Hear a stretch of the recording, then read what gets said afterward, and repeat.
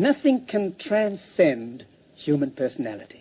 You know, a story is all secondary, is purely a background in which this precious thing called personality functions. That's my belief. That's my concept of pictures. The idea of getting somebody that has personality, distinction, somebody that the people can look at and identify themselves with. It's all for the purpose of exploiting that personality.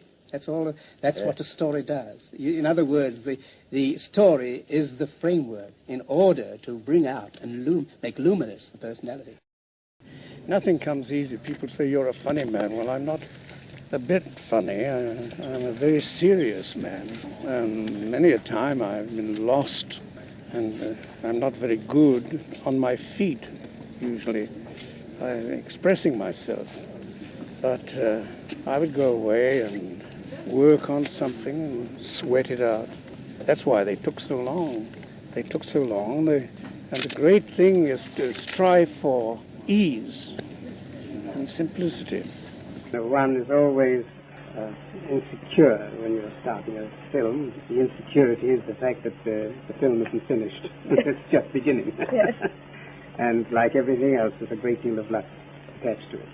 In the old days, you see, the public used to fill in. There's so much left to the imagination. There was there were shadows. There was a poetry to the whole concept. And they never were an actual reality. Now there's so much that is realistic that there's very little left to the imagination.